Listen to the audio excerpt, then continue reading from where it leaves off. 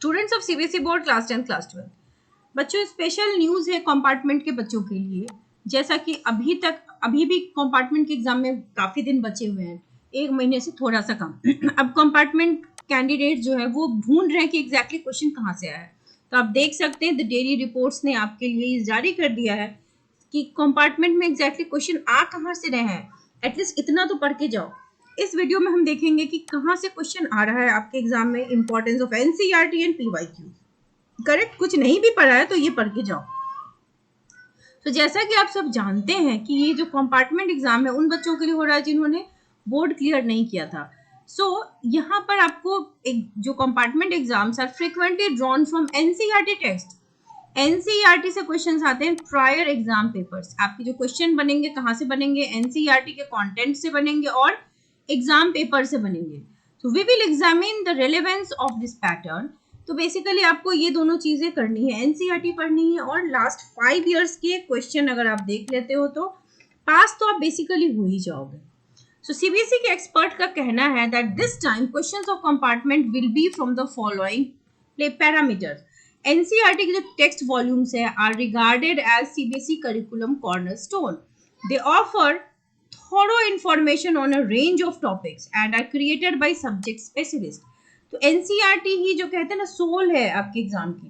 So texts are emphasized by CBSE board as the main educational resource।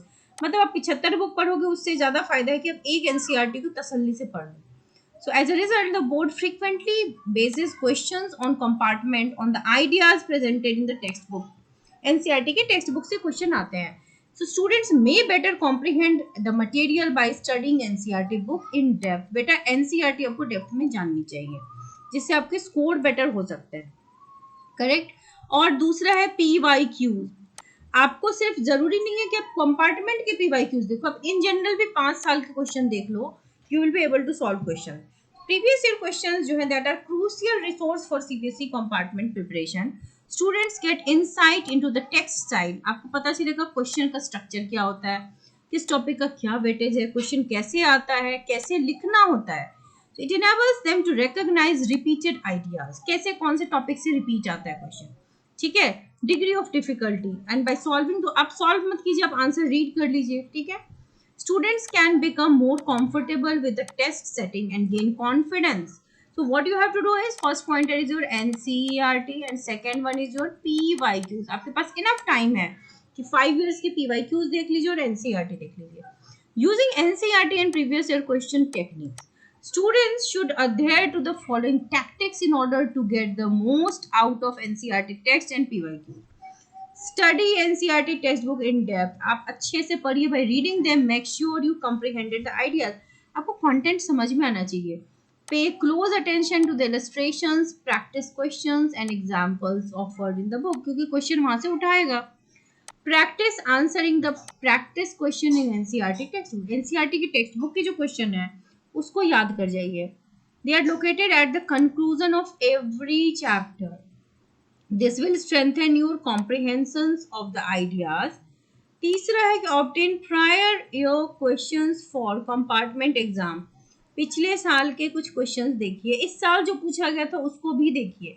Analyze the question distribution, question का pattern, difficulty, areas जहाँ से question ज़्यादा बनते हैं ये देखना पड़ेगा।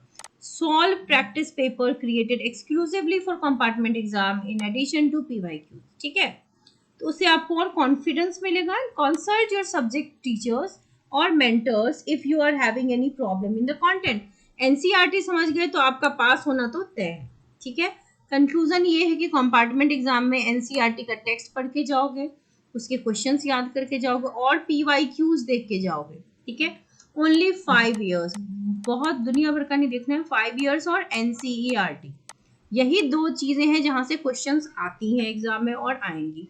सो कंपार्टमेंट बैच के स्टूडेंट, अगर आपने अभी तक कोई बैच ज्वाइन नहीं किया तो फॉर केमिस्ट्री बैचेज चल रही हैं, आप इंटरेस्टेड हैं तो do write me a mail, क्योंकि हम एनसीईआरटी से ही पढ़ रहे हैं। I am teaching students with highlighted NCERT. जो पीडीएफ्स होंगी एनसीईआरटी वो हाईलाइटेड होंगी। सो आपको परेशान नहीं होना है, that highlighted NCERT will be shared. आपको वही पॉइंट्स पढ़ने हैं जो हाईलाइटेड हैं और मैं आपको वो पॉइंट समझाऊंगी। If you have any doubts वो क्लियर हो जाएंगी। जो चैप्टर्स आपके रह गए हैं वो उनकी वीडियोस आपके साथ शेयर की जाएगी, classroom videos. And the classes will be via Zoom. So अब तक अगर आपने ज्वाइन नहीं किया तो आपके पास अभी भी वक्त है, लेकिन अब देर मत कीजिए। Write me your mail so that further information आपके साथ शेयर हो जाए। So wish you all the very best.